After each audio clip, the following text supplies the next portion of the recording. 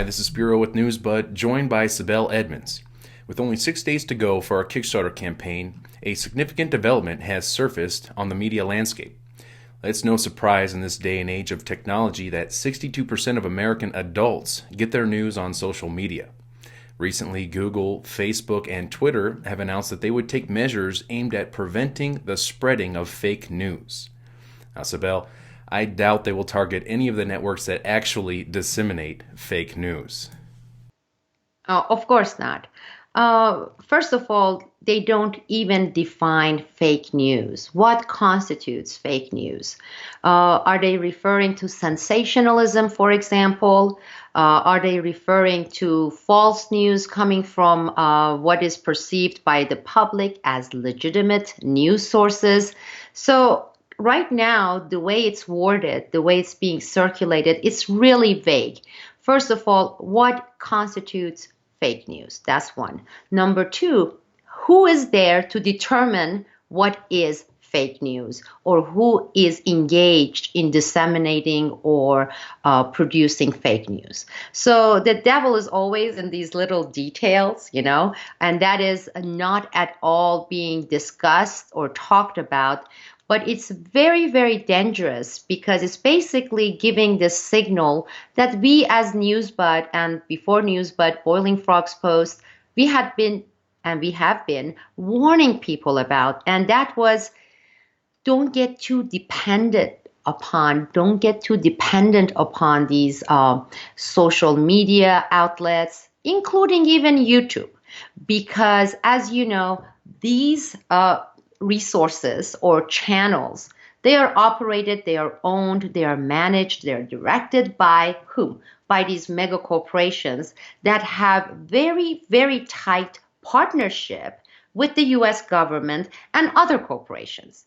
And a lot of them basically operate based on advertisement model. So if you put all your eggs in one basket and say, as an alternative channel, I'm going to rely upon the Twitter and YouTube or Facebook or etc. to get my message out or to get my articles or the news or analysis out, you are really not being cautious and you are being very short-sighted. And this is why, for the reason of having a website, this is why Newsbud has been working behind the scenes to develop alternative backup channels. For example, YouTube is not the only way to publish articles or news or analysis or breaking news.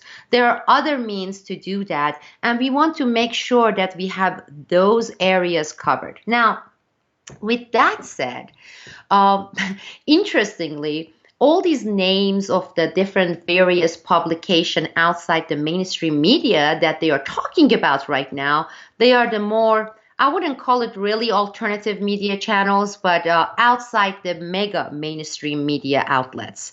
And I have yet to hear the names of the real, truly established fake news disseminators, which happens to be the mainstream media, specifically here in the US especially, any of them being mentioned. When you're looking at the track records, let's look at the track records. What kind of news source in the US, let's say in the past 15 years, 20 years, has the highest level of disseminating fake news? And I'm talking about factually, factual grounds. I'm not talking about sensationalism or embellishment, okay? What were the sources for the WMD stories that were sold to the public, marketed on hourly basis, not even hourly, on minutely basis to the public? Mainstream media, NBC, NPR, CNN, all these sources. And now that we all know, it has been established that, for example, that WMD stories were all fake. They were lies. They were false.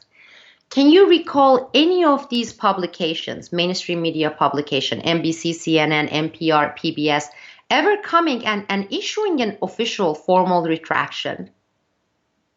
Have we heard of any of these channels coming and actually apologizing and saying, we disseminated fake news?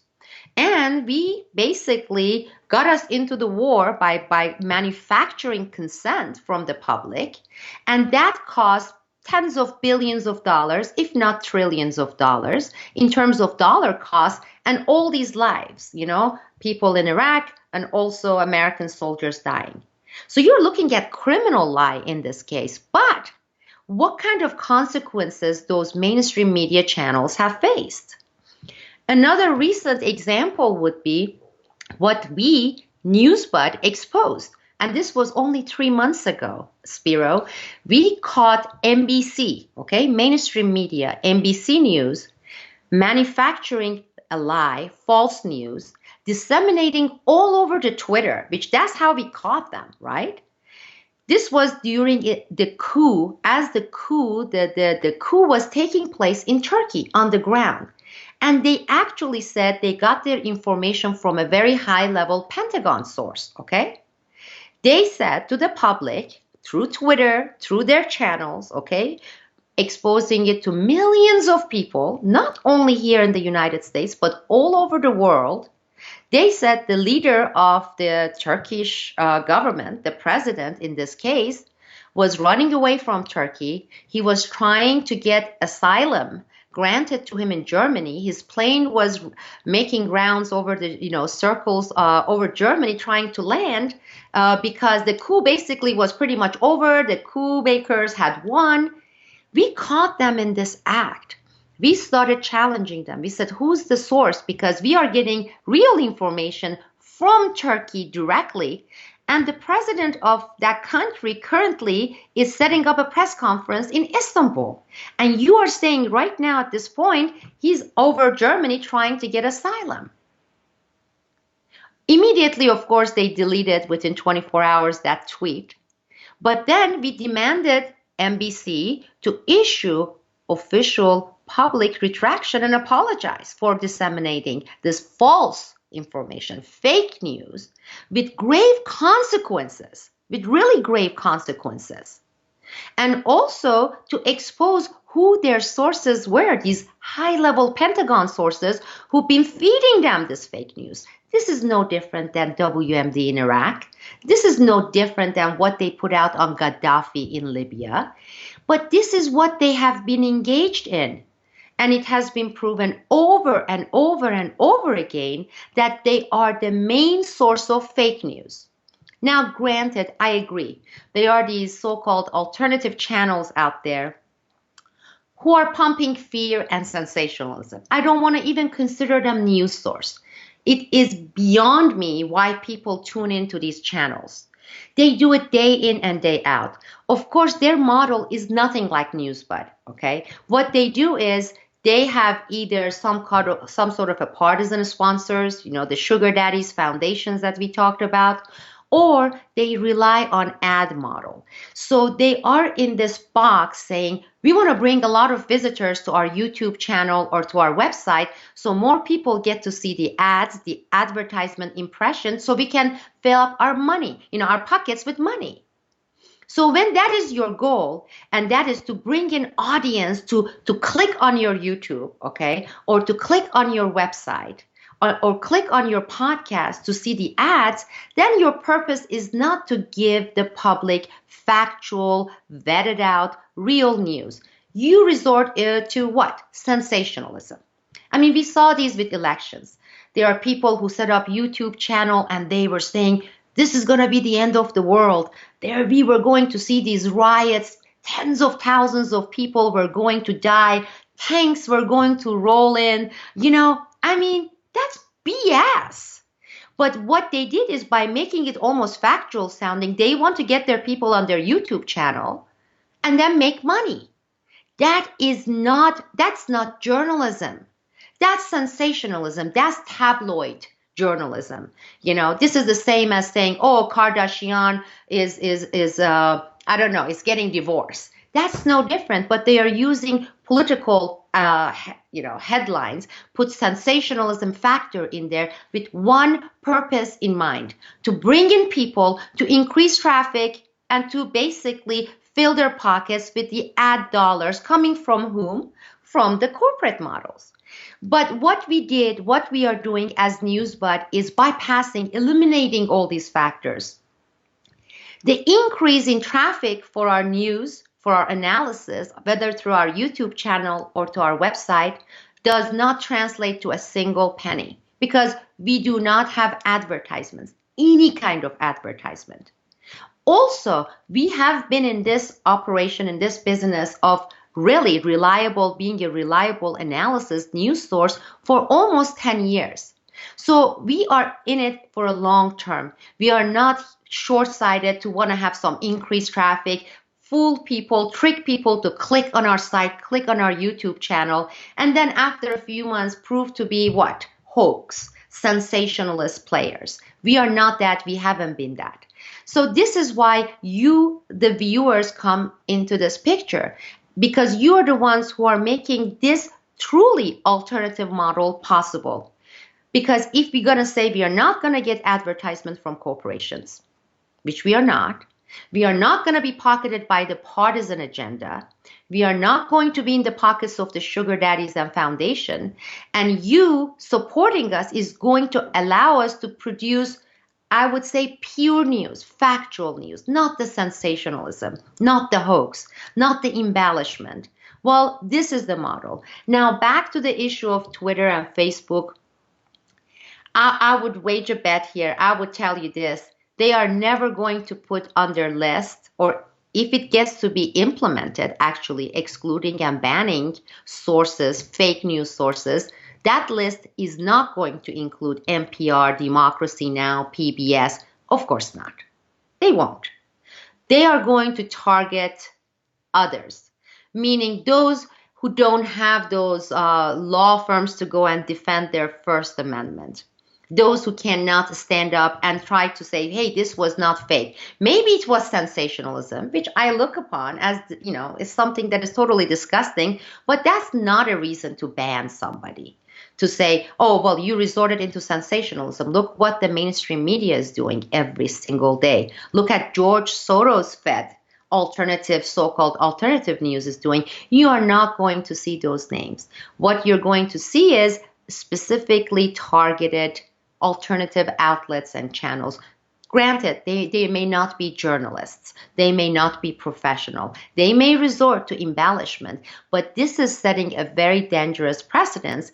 And this makes even our case as Newsbud even stronger and more urgent, because we don't want to be dependent upon those ad revenues coming in. And we don't want to rely upon free social media. You see, this is why people say nothing is free. Twitter may not charge you to use their site to promote your news, your outlet, or Facebook, but in the end, they control it. Because they are not charging you, they can actually exclude you and kick you out, and there's nothing you can do. On the other hand, if there was a real independent company and we actually paid for it to be part of it, we would have less of a chance of being in this position. So Twitter is not free. Facebook is not free. YouTube is not free. Not only they are shoving advertisement every second down your throat, but they also hold all the strings. They have 100% control to kick you out because they don't owe you anything. You are not a paying customers, clients. This is actually way past time for us to really explore and look for alternative mediums to communicate with our viewers. One of the ways that we are doing is collecting and keeping private our viewers' email addresses so that if they do ban us from Twitter or Facebook, we can communicate with them. We're going to be producing DVDs for our shows, and we're going to make that available. So if they ban us from YouTube or from an Amazon cloud server, we have a way of mailing people our DVDs.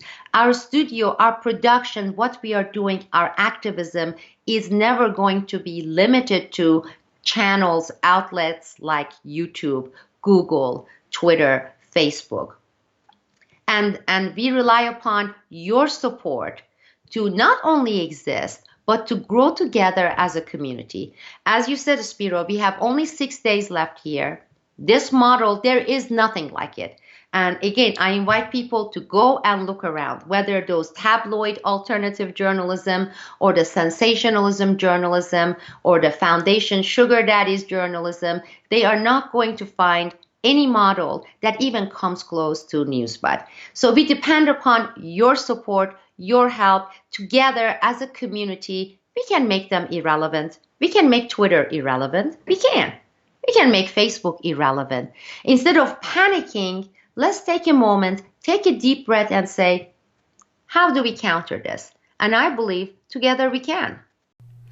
Well, that's right, Sibel. And this is something that we've been talking about for some time now, the censorship. And it appears that it is arriving on our doorstep at this point.